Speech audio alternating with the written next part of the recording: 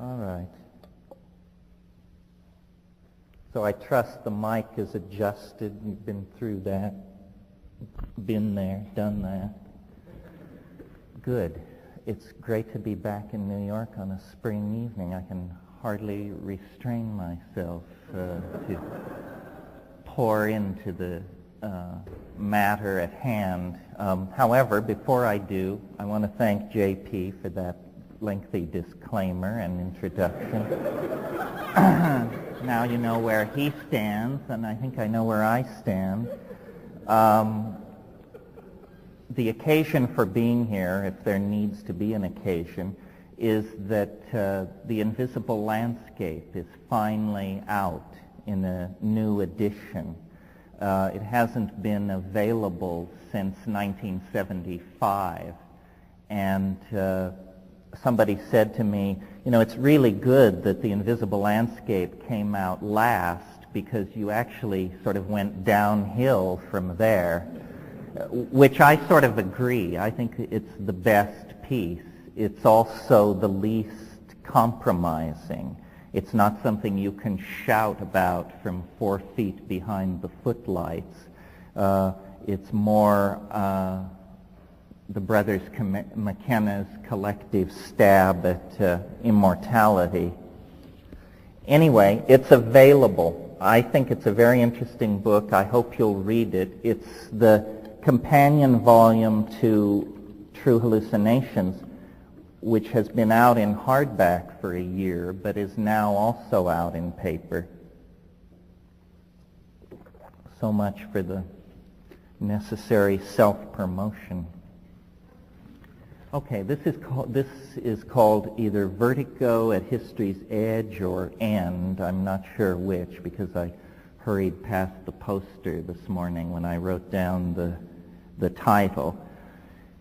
My notion with this lecture is to talk about, is there any reason why smart people should hope? In other words, can one combine intelligence with hope and not betray one or the other? Is the only reasonable position of intellectuals and people steeped in Western tradition and history one of total hand-wringing, head-scratching despair? This is the official position of the culture, as a matter of fact. Hope is very un-chic, or it was until recently. There is now, I think, a turning of the corner on this issue in the culture. First of all, simply because despair has been done very well by a number of people. The French got there first. Nobody is going to beat them at that game. And we've been at it since 1950. And I think the various positions have now been run through. So is there a reasonable basis for hope? And how deeply do we have to reconstruct the premises of our worldview in order to legitimately believe in the human enterprise, ourselves, and each other? Well, the answer is you've got to go deep. We've been on a bummer for a long time. Western civilization enshrines as its central mystery the law of thermodynamic entropy, which is a huge bring down. It basically says everything falls apart. Everything dissipates into less structure, less order. Everything is fleeting. And from materialism, we've learned to accept the idea that death is the yawning grave, your compost, that's it. A series of very, quote-unquote, existential presumptions have been built in to Western civilization over the past 300 or 400 years with greater and greater ferocity. And this hopelessness is a concomitant to the rise of hierarchical managerial structures in Western society. In other words, a precondition for hierarchical management of society is a docile, confused, disheartened population, stabilized in an economic system that places a premium on low awareness, repetitious, uncreative lives.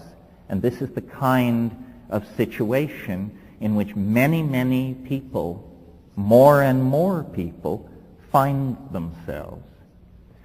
So because I have an innate intuition that the universe is a more positive enterprise than that, and because I think a fair examination of nature would support this anti-existential position, I sort of wanted to talk about this evening and show how some of the things in my shtick, which are most misunderstood and most misrepresented, are in fact in orbit around this attempt to empower optimism in a domain of believability. I mean, it's easy to be an optimist if you're a nitwit, but you know, to be an optimist and be cool, this is the challenge. It's not easy. I think that our worldview has overlooked two fundamental facts about the nature of reality.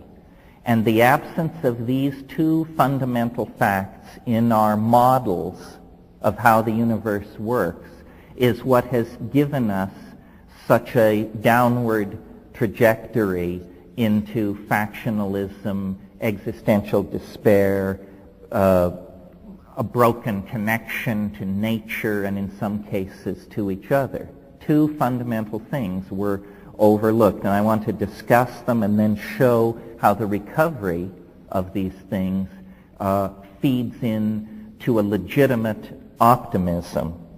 Okay, the first thing that science overlooked, and by science I mean the entire Western value package, the science, the politics, the religion, the aesthetics, because it is all derivative of Renaissance science and transformed classical values. What was overlooked was what I call the conservation of novelty. Now, what I mean by this is something very easy for you to convince yourself is happening. The conservation of novelty is simply that over time the universe has become more complicated. New levels of complexity become the foundations for yet deeper levels of complexity. And this phenomenon of the production and conservation of what I call novelty is not something which goes on only in the biological domain, or only in the cultural domain, or only in the domain of physics. It is a trans-categorical impulse in reality, meaning it's everywhere, everywhere. The universe was born in a state of great simplicity. There were no atoms, there were no molecules, there were no stars, there was only a plasmic ocean of energy. The physics for describing this were very simple. As time passed, you could almost imagine complexity crystallizing out of a universe that cools. As it cools, new properties emerge. What David Bohm called emergent properties come out of the universal mix. Atomic systems form.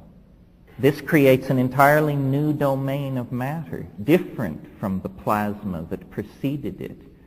As the universe cools, matter aggregates into stars. Stars cook out heavier elements, among them carbon. Carbon sets the stage for four-valent complex polymer chemistry that sets the stage for life. Simple life sets the stage for complex life. Complex life sets the stage for multicellular advanced animals, land animals, so forth and so on. You see what the process is here. It's that each emergent property becomes a building block for a new set of phenomena. The concrescence of atomic systems allows the physical world. The generation of carbon chemistry allows the organic world. The complexification of advanced animals allows the conscious world of human culture and civilization. Now, interesting to note about this is it's fairly obvious.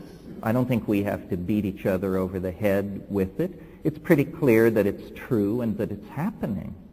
Yet science has never joined us in this perception of the obvious. Science believes in evolution, but in biological systems, but defines it as a completely non-progressive process where random mutation meets natural selection, and out of this comes an ever differentiating set of forms. But an orthodox evolutionary biologist will be quick to tell you, you mustn't make the intellectual error of thinking of this as progress or advance or movement toward a goal. These are all teleological ideas that science expunged from its evolutionary theory. So it is biological process is not seen as progressive. And yet what I'm saying to you this evening is that not only is biology progressive, but it emerges out of an antecedent progressive process, the evolution of physical matter and the physical universe of stars and so forth, and it anticipates a deeper advance into progressive integration in the form of culture, language, human beings, the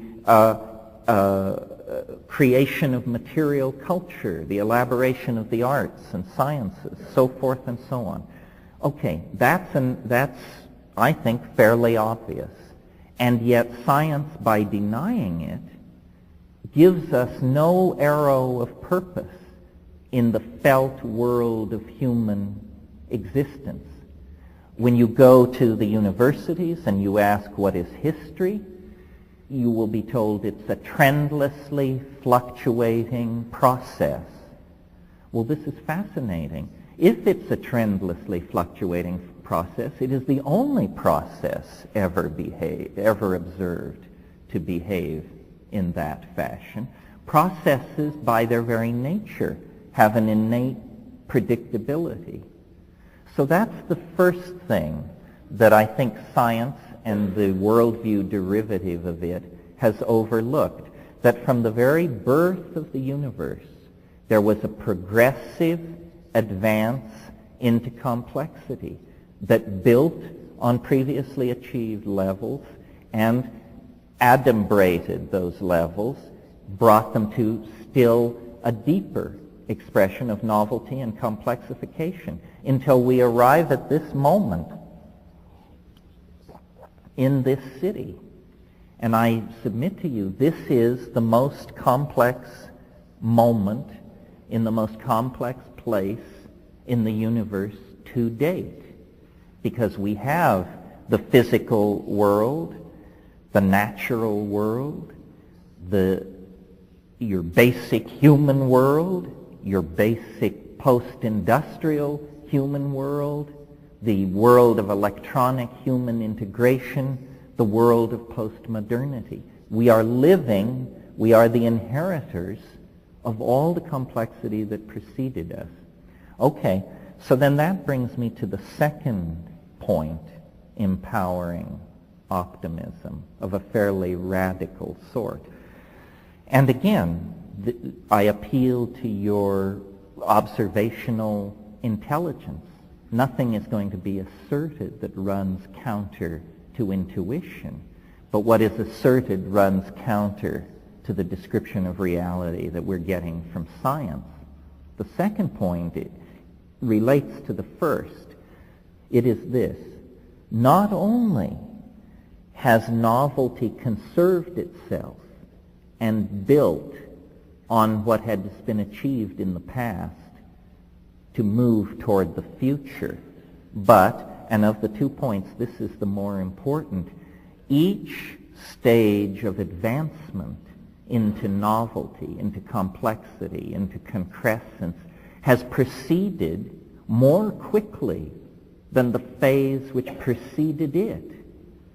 The universe is in a state of asymptotic acceleration of some sort. And this has been completely ignored, not ignored, denied by science. I mean, science says that everything interesting happened at the beginning of the birth of the universe. In a few very short eras, a number of physical states came and went. A number of sets of physical laws superseded each other. But after a few minutes, the universe settled in to a steady cooling along the lines which we see around us. And then science says that at some unimaginably distant point in the future, the stars will burn out, entropic heat death will set in, all structure will dissipate, and the whole thing will sort of evaporate away like an Alka-Seltzer tablet.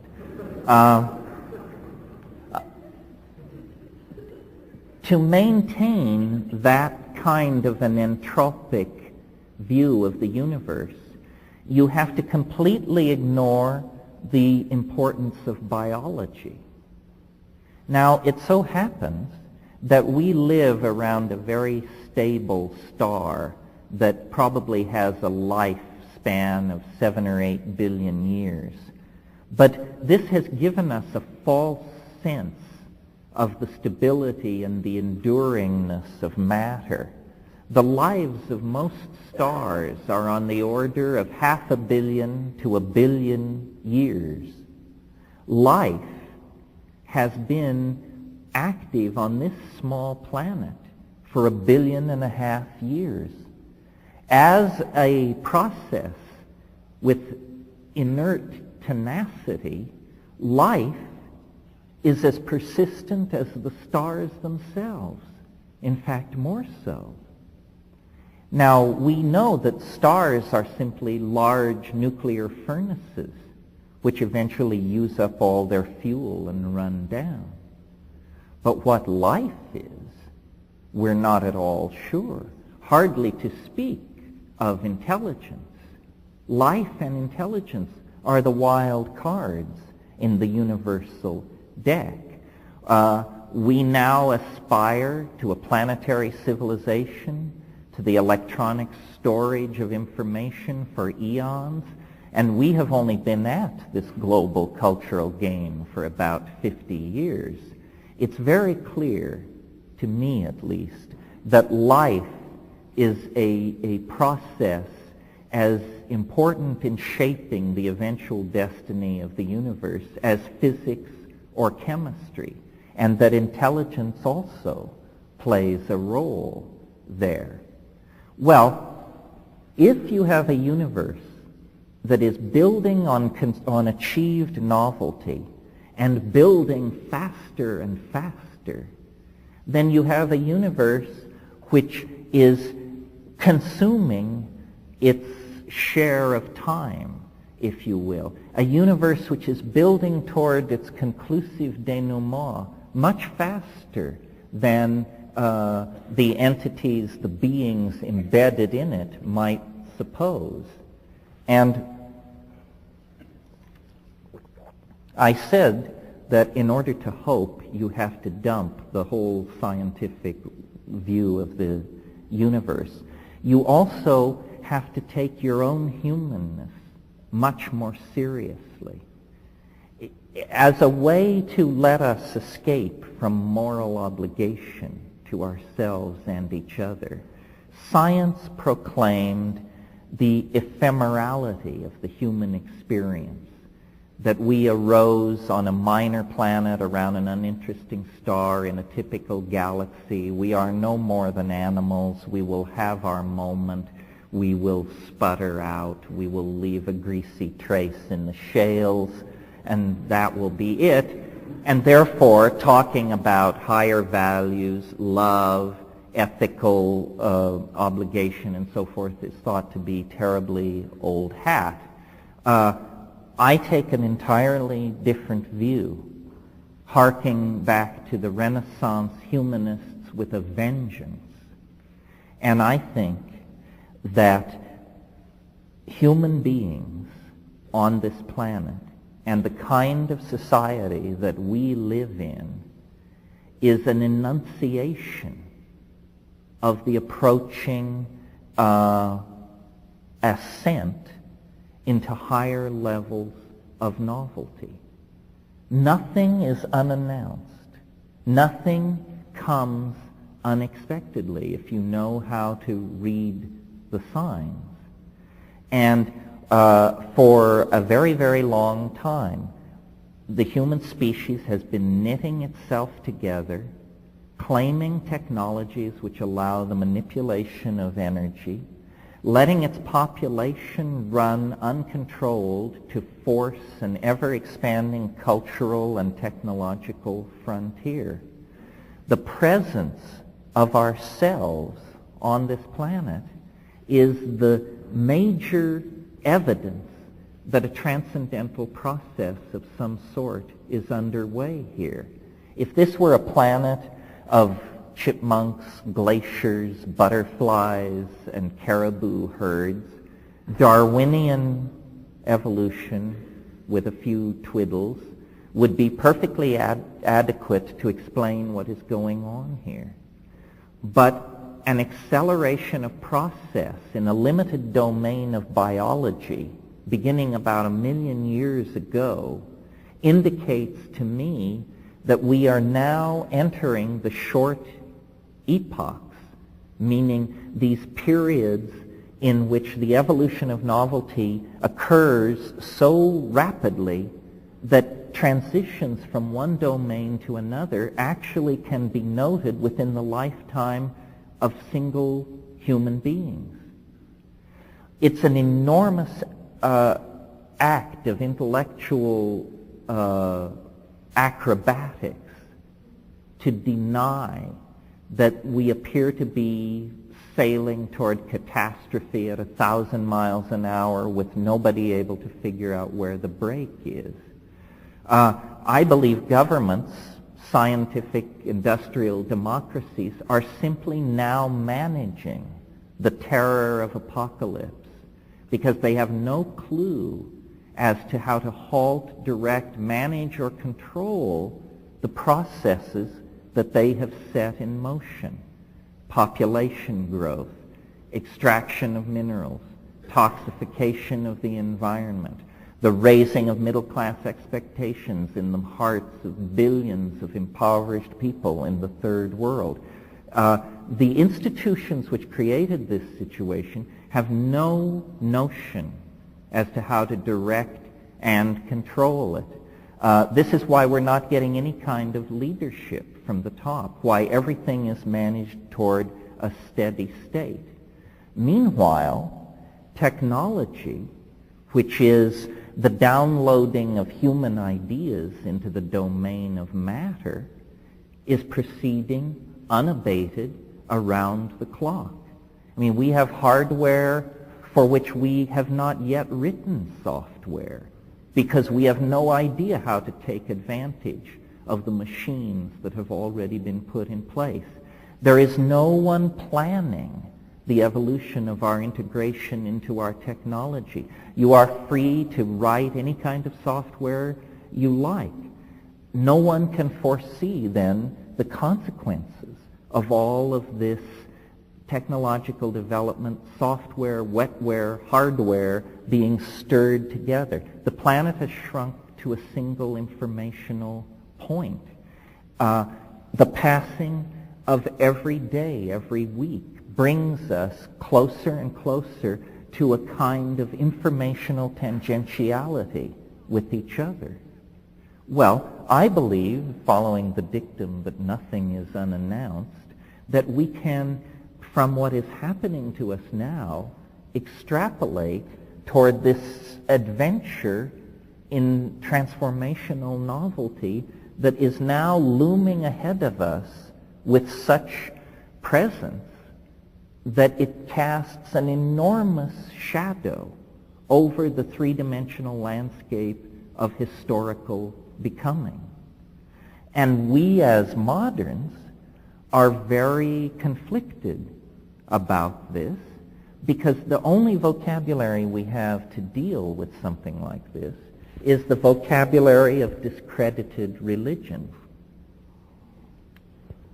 Before the rise of science, before the rise of technology, when religions presided over a much more slow-moving and easily managed world, great thinkers of all persuasions,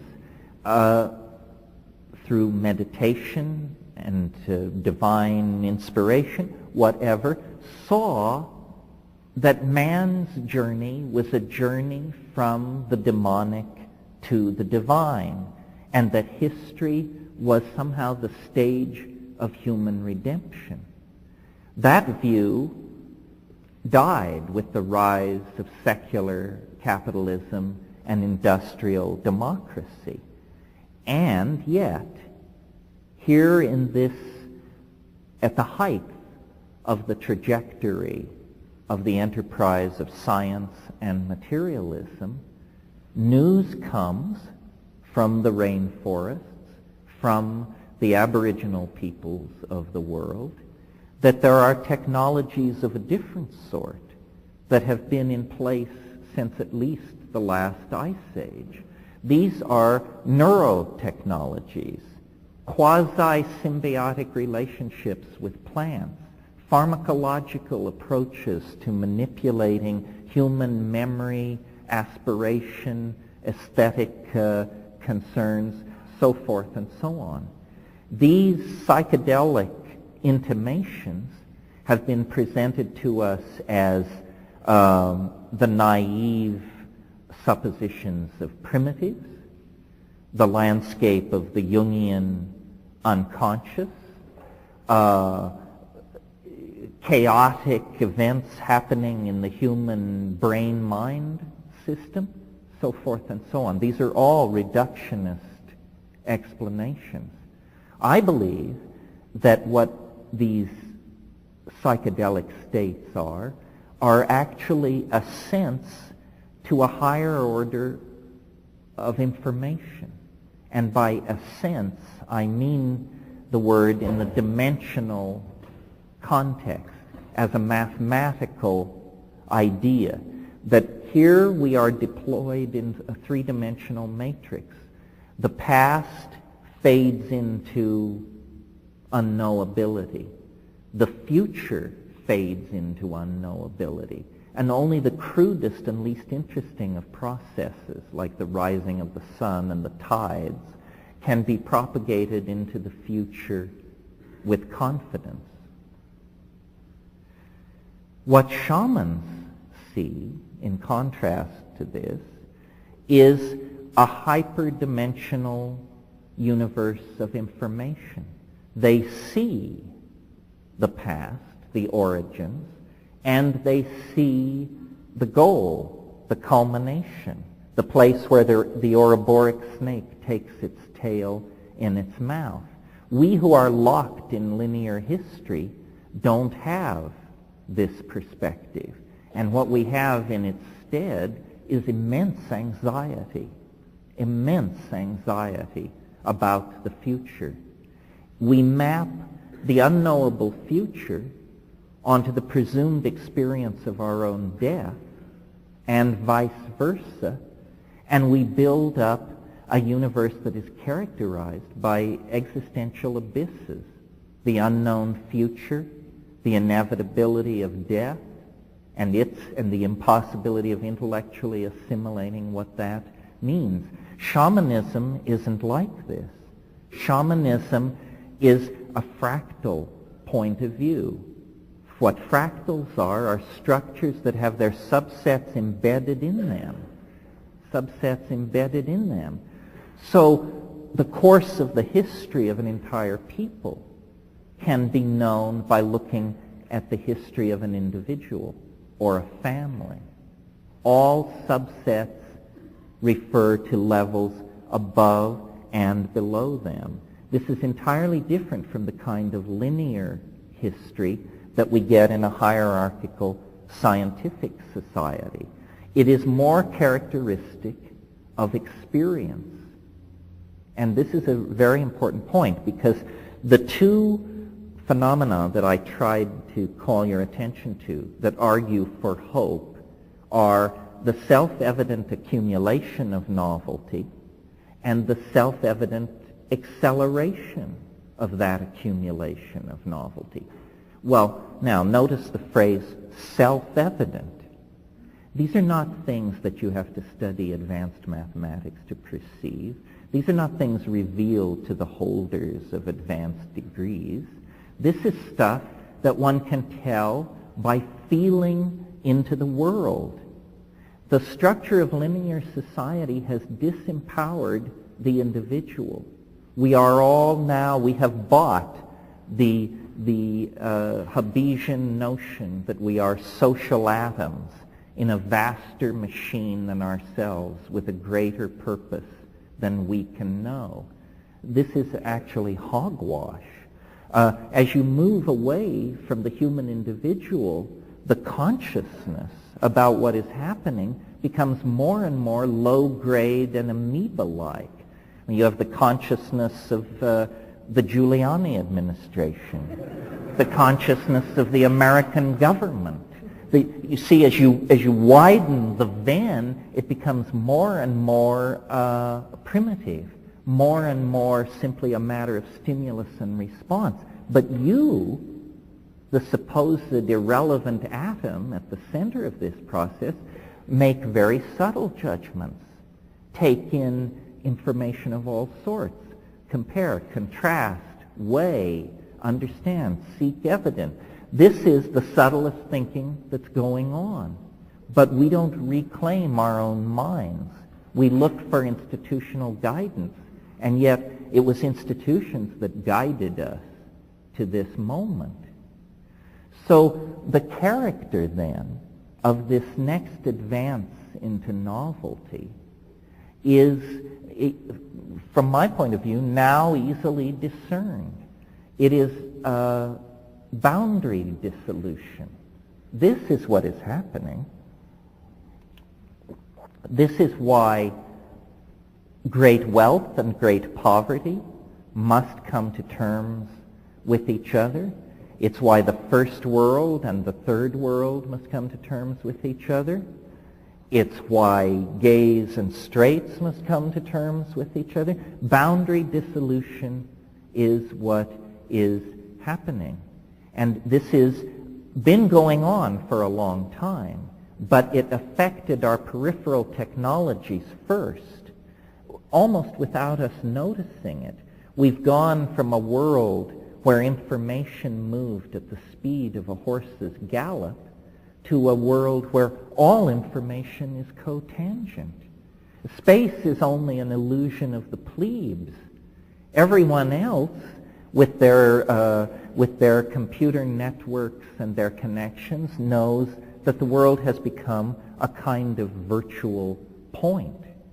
And yet still we maintain the most toxic of all the fictions to come out of the dominator experience, the fiction of the individual ego. This maintenance of the fiction of ego is what is exacerbating a smooth transition into a new world order, because people have one foot in the dematerialized, collectivist, virtual, feeling-toned, experience-based future, but they also have one foot in the in the consumer fetish, objectified, constipated, linear, acquisitive, class-conscious, sex-conscious, race-conscious past. And each one of us is a union of these opposites. Each one of us is trying to make some kind of a alloy of our hideously dysfunctional cultural past and the incredibly compelling yet frightening, dimensionless, boundaryless, polymorphic, polyamorous future.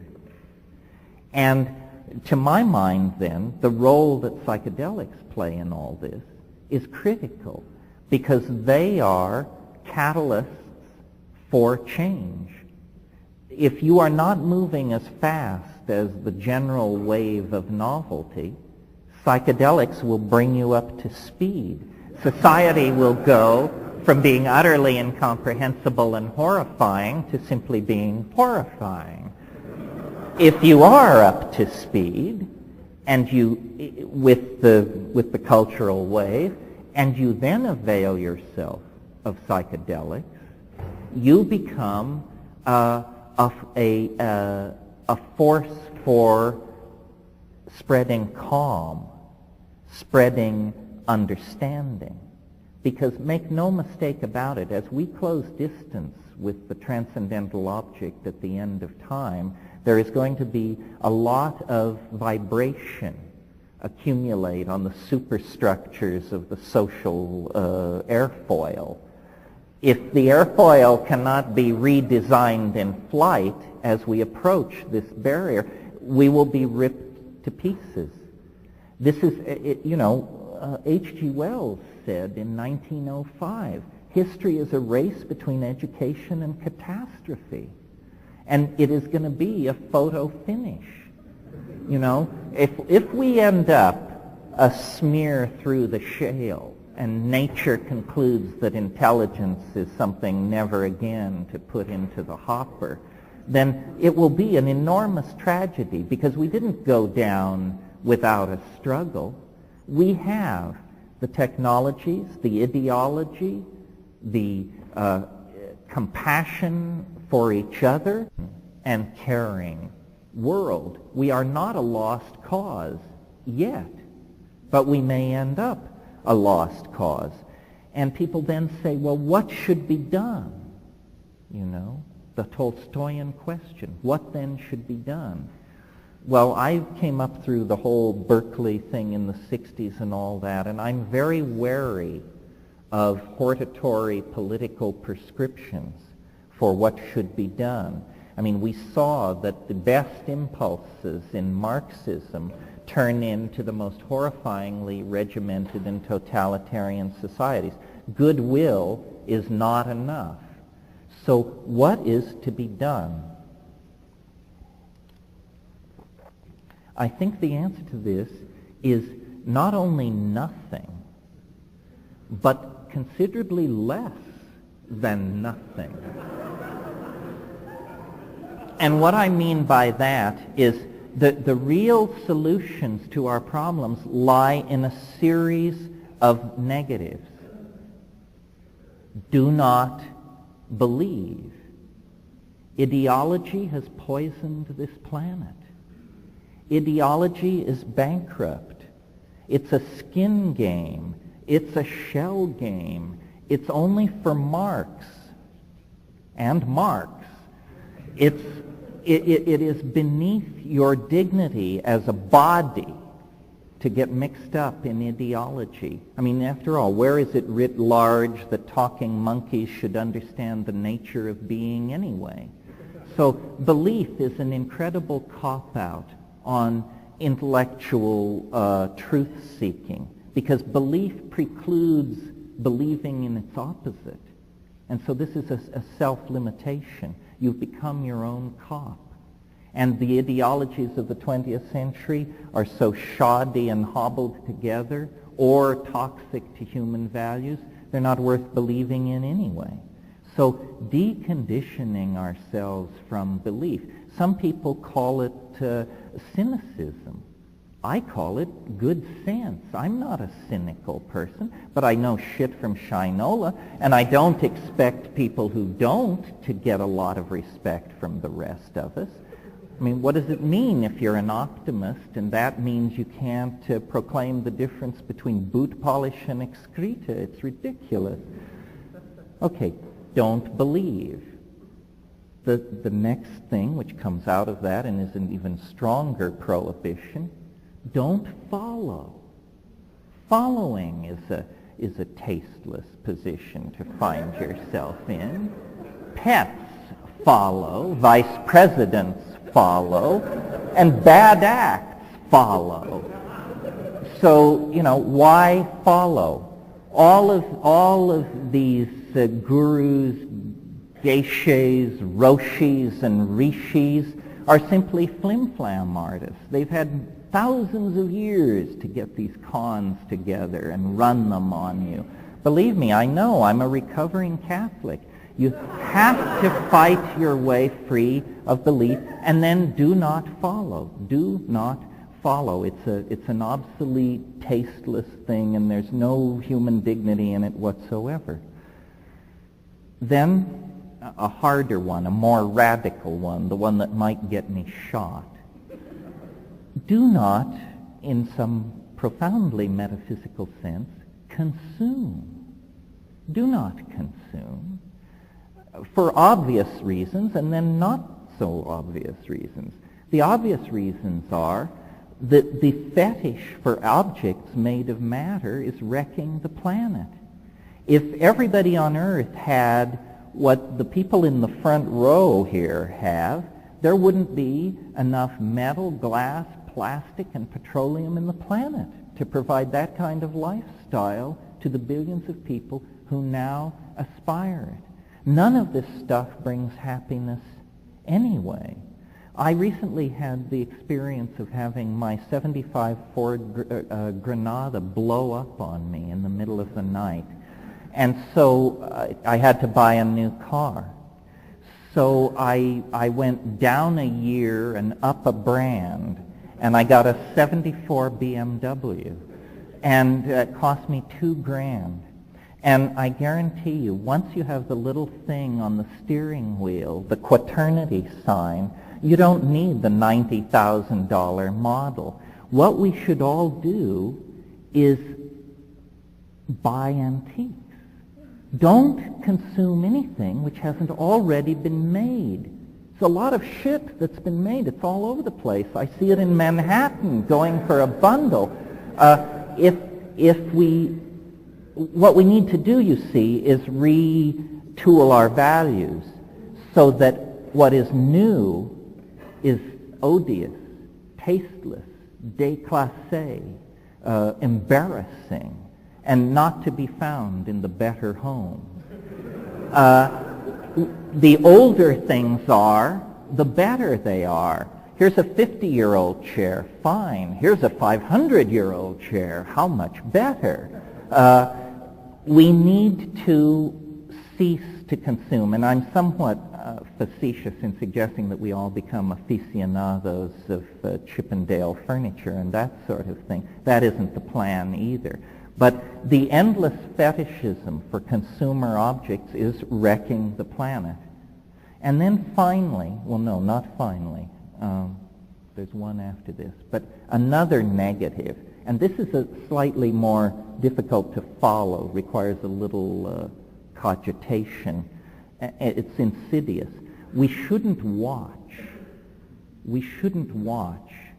Watching is some kind of voyeuristic, sadomasochistic peculiarity that we are permitting ourselves because we think there are too many of us to do.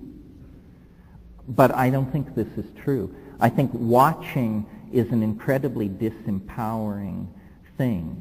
Millions of people live half-awake larval lives watching 6.5 hours of TV a day. And as long as they stay in their homes, shopping by phone and fax, everybody is happy. But they participate not at all in the society. They're the marks, and they consume.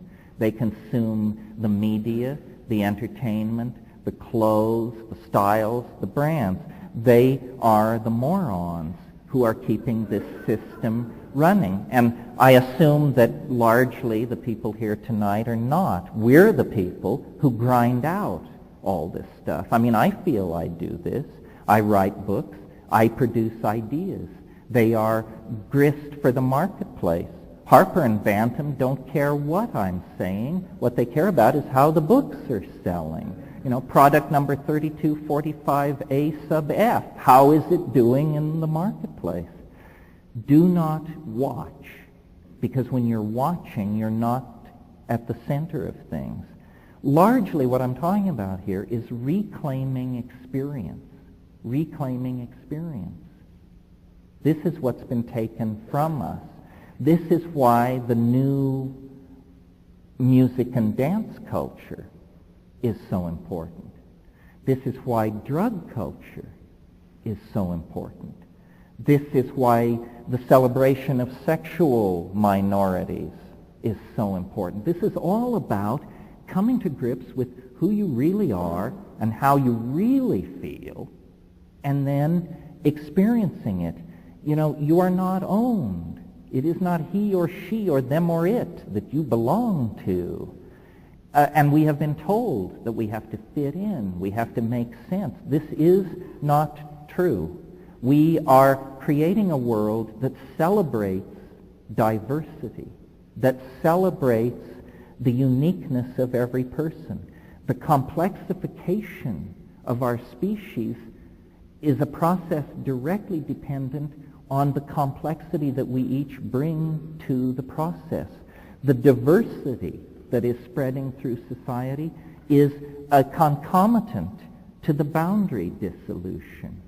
And I really believe that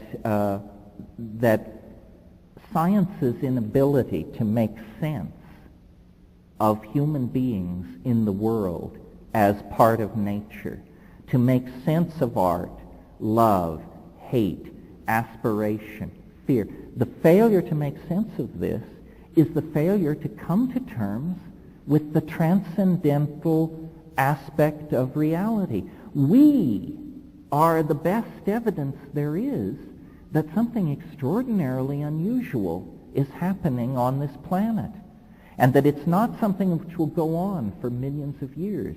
It began about 20,000 years ago. It's a self-advancing, self-expanding, self-defining process, and it takes no prisoners. There is no going back. There is no going back from the momentum that history has imparted to the human imagination. There is only a going forward into what is called a forward escape through art, through design, through management and integration. We have to push the art pedal to the floor. We have never designed our societies. We have never managed our societies or our lives. We have never tried to make what we were serve an aesthetic agenda. And that's why we've created a mess.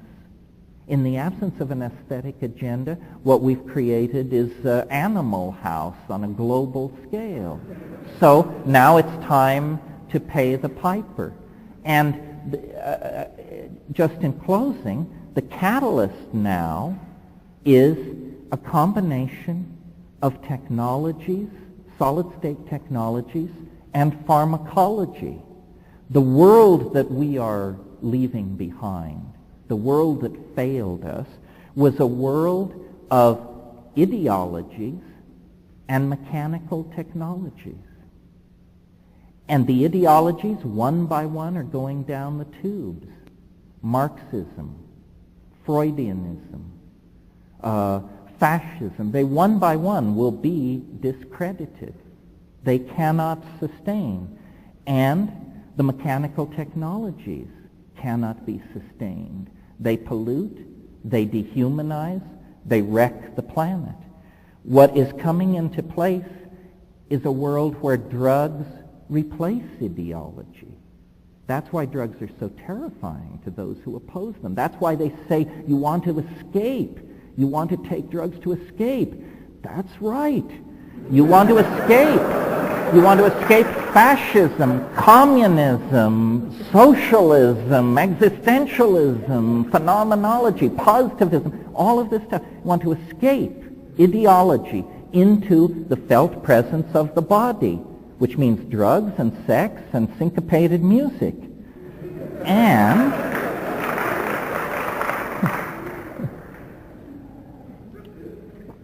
And parallel to this development and happening in different sectors of society is the hardwiring of our imaginations, the building of databases that we can access instantaneously that make the human past co-present with the now.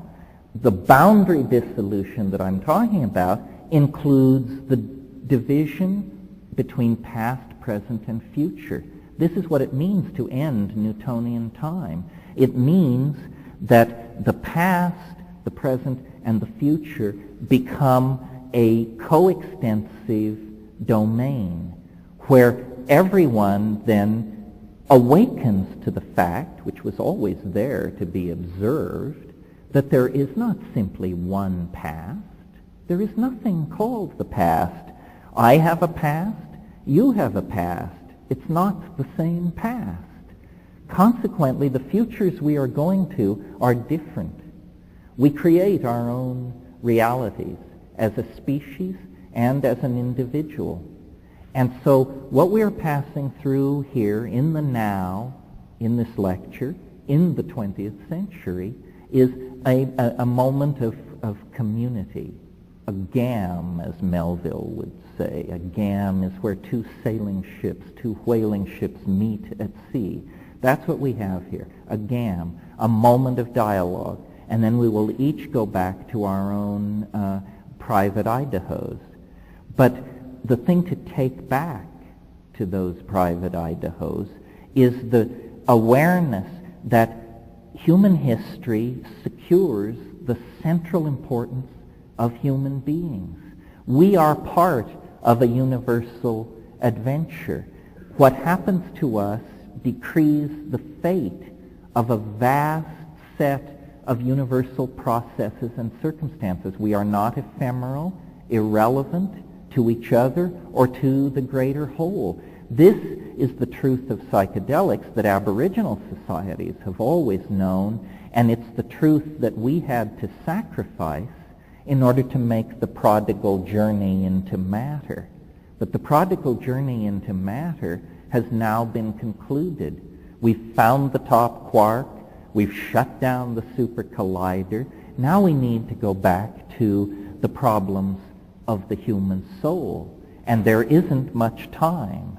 But the tools that have been put into our hands are the most powerful tools there have ever been. The Gaian connection into the vegetable mind of the planet that we are trying to mirror and hardwire on a human scale. Nature is full of interest and affection for humanity. It's up to us to discover that humanity in ourselves, because we have gone so sour along the rational path, and connect it up with the rest of nature. This is a process which is happening, but it's a birth. It can go with ease because we help it from this side, or it can be traumatic because we resist, and as McLuhan said, insist on driving the automobile of history using only the rear view mirror. That's no way to proceed. We need to wake up, smell the coffee, turn on the lights, get loaded, and direct the human future toward a mirroring of aspirations such that we are pleased then to turn the enterprise over to those who follow us. Well, that's that, I think. We'll take a brief break, like 15 minutes. I'll sign books. I'll only do signatures because of the shortness of the break. Circulate around. We'll come back and do a half an hour or so of Q&A. Thank you very, very much for coming out tonight.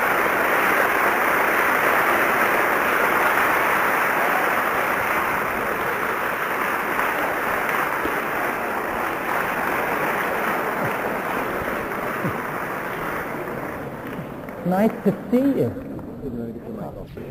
Please ideas like that states spontaneously perturb themselves to higher states of order, that order within a system is conserved, so forth and so on. Yes, fractal mathematics is an intellectual revolution, the magnitude of which has not yet been fully appreciated, I think. It's a very, very big deal. It's just that so much is happening in our world that it's very hard for us to know what are the real epical turning points and what is just flim-flam and hypola. But the power of fractal mathematics has carried the human mind to a whole new level.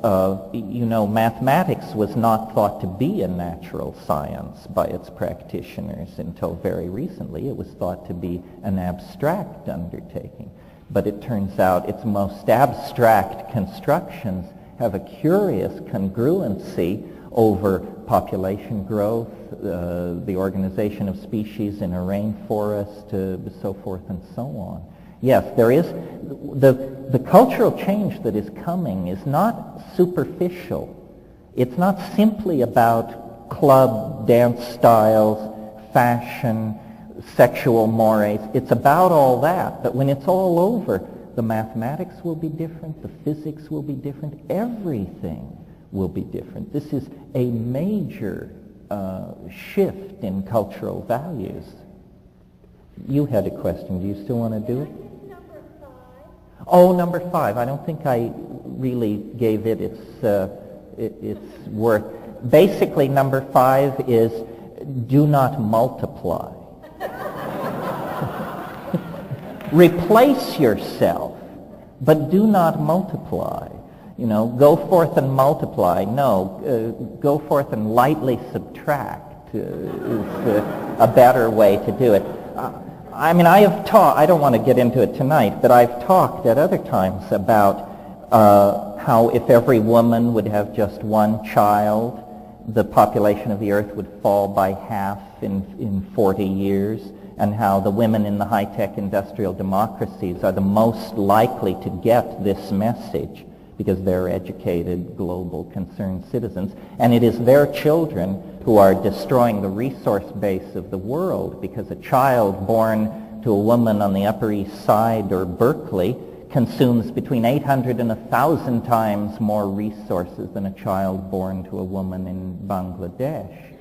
And, when I talked earlier, I referred to managing and designing societies. One of the things I think we need to talk about that has not yet come out of the sexual redefinition debate is, I think that this whole thing about how do we feminize society and women are not getting their fair shake, and what do we do about white male dominators and all that, and how do we make men more like women and so forth and so on. This is all somewhat cockamamie in terms of the idea that we need to feminize men. We don't need to feminize men, we need to feminize society. And the obvious way to do that is return to Paleolithic sexual ratios, which were probably about 70-30 women to men rather than 50-50. The effort to maintain a sexual balance of 50-50 is some kind of monogamite plot. And it maintains male dominance and a generally masculine character to the enterprise of civilization. But if women were 70% of the population, that would quite naturally correct itself. Over here. In light of your insight into what fair has been done, what's your take on the suicide of Kurt Cobain? Well, if your strategy, I've thought of this strategy too, of course, I think any artist does. What do I think of Kurt Cobain's suicide? What is the question? What do I think of Kurt Cobain's suicide? And the answer is, as a strategy for advancing your career, I think you should wait till you're a little bit deeper into your career. Anyway, it was my humble opinion that Primus did it better. And anyway, I like Coil, so let me off the hook here. I'm a house guy, and I wish those people luck, but you're more likely to find me listening to World Without Walls. Yeah. I'm a teacher, and I'm interested in this idea of the nature of intuition. I wonder if you would speak to the nature of intuition, its role in learning, and perhaps how to encourage it in children. Well, intuition refers back to this, I made mention of nothing comes unannounced. That's intuition. But the rational mind has a real ability to slough off the intuition. The intuition never shouts. It never grabs you by the lapels. It just says, maybe that airplane looks a little funny. And then you don't get on it, and it blows up. So intuition is basically a function of listening. And since it's very hard for people to listen, especially dominator types or opinionated types, I think the key to intuition is to listen. It's just like, the key to nature is to look, I think. I read a wonderful quote last week. I think it was Goethe said, thinking is better than knowing, but looking is best of all.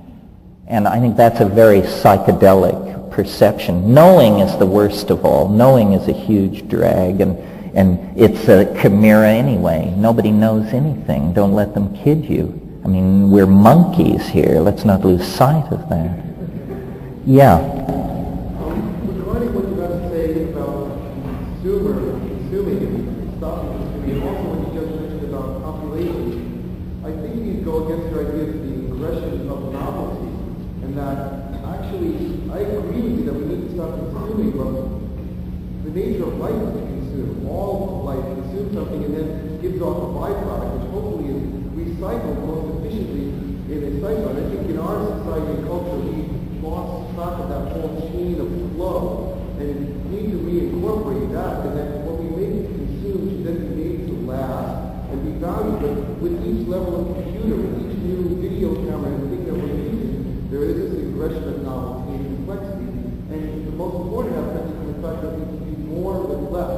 So before we said that everyone in the world would have what everyone at the front row would have today, yes, we could do it, but since we are being able to do more with less, we can come to the point where the earth, all the physical resources can support all humans, not just the 5 billion today. And we said stop reproducing, but I also think that there's something to say about that population that if we continue to grow like we are growing, that we might reach a certain point of bifurcation where an unprecedented something will arise out of 10 billion humans, let's say, just as in other chaotic systems, which when they get pushed to a certain limit, all of a sudden, like a plasma, which is chaotic, keep putting more energy into it, it'll all of a sudden form this beautiful toroid shape, which is unprecedented by... Well,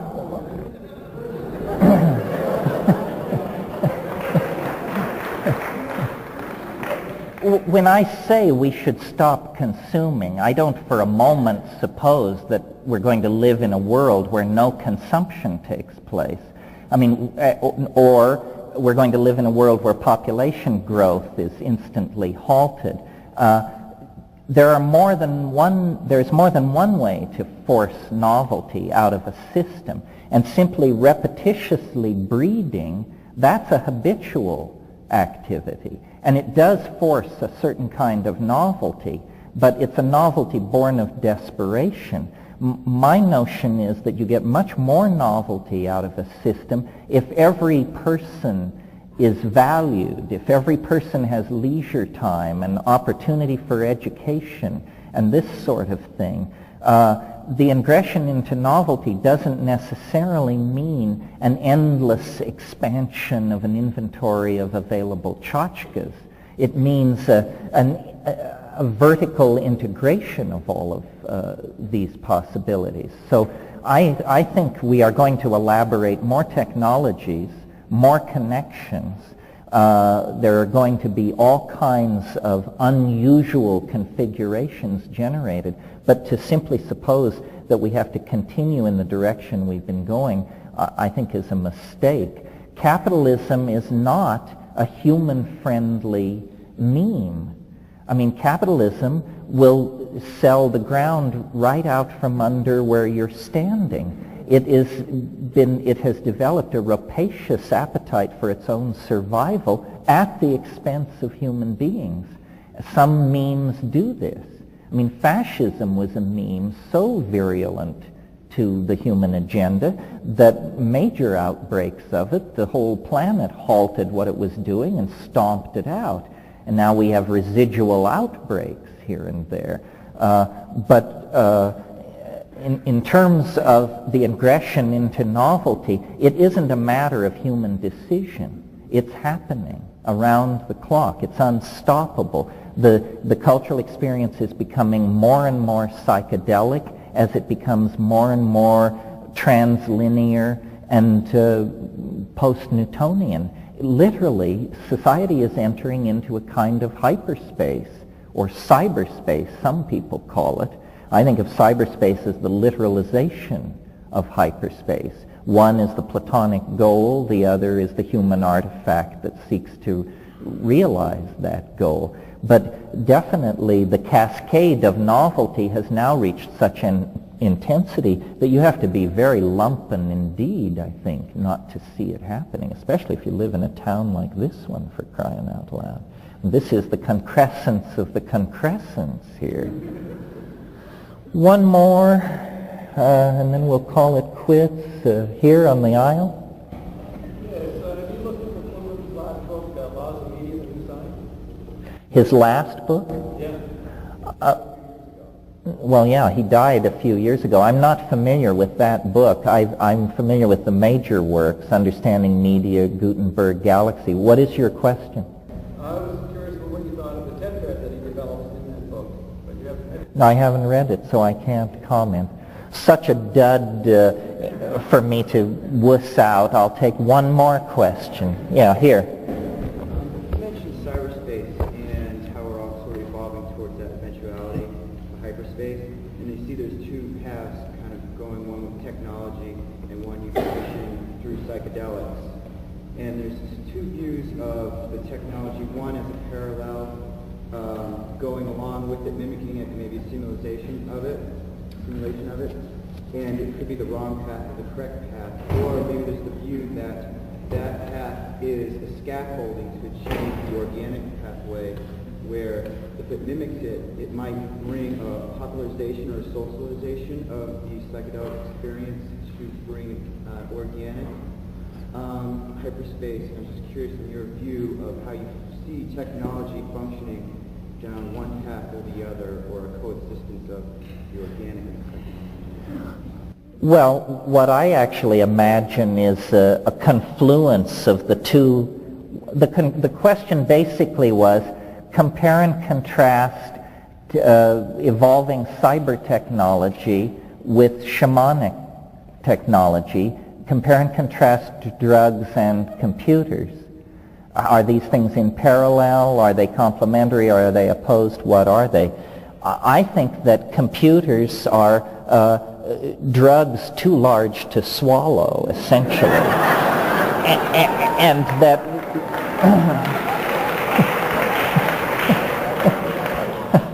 and that what we will see in the future is computers much more like drugs and drugs much more like computers.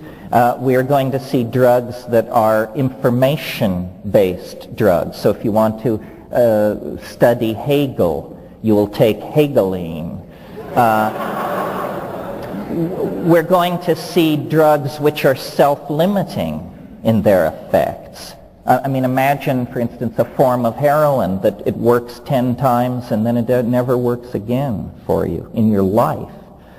This is possible. There are drugs which will, I mean, I think this is an interesting frontier, drugs which only work for a while. So there's no possibility of distorted or addictive lifestyles because it works for 3 months and then it stops working, and nobody spends money on something that doesn't work. We're going to see the whole serotonin pathway redesigned through the trans Prozac drugs. We're going to see psychedelic states simulated in virtual reality. We're going to see the breakdown of three-dimensional space versus the machine space. And all of these things are essentially psychedelic effects. It's only this Newtonian emphasis on product and ego and body locus that makes us see the drugs as somehow locked in the molecules. The entire experience of human history is a psychedelic experience. And we're now in that place deep in the second hour where it all comes together. The integration of some kind of unity out of the multiplicity of phenomena is now in reach. We are literally hardwiring the human unconscious.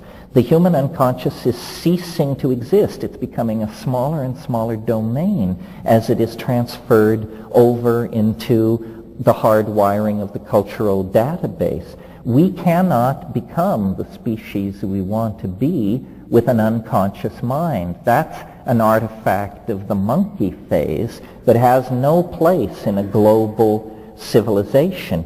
And the making conscious of the unconscious is the combined task of cybernetics and pharmacology. And I trust that everything is on track and moving forward. It seems to me the adventure is underway. I don't see myself as predicting something that will happen. I've become a narrator of a phenomenon in progress, if you understand what to look for. Granted, it will become more intense in subsequent episodes, but all the pieces are now in play. The challenge of postmodernity, the challenge of the psychedelic, millenarian, eschatonic world is the challenge of our own daily lives and relationships. It is here. It is here. All right, and I'm out of here.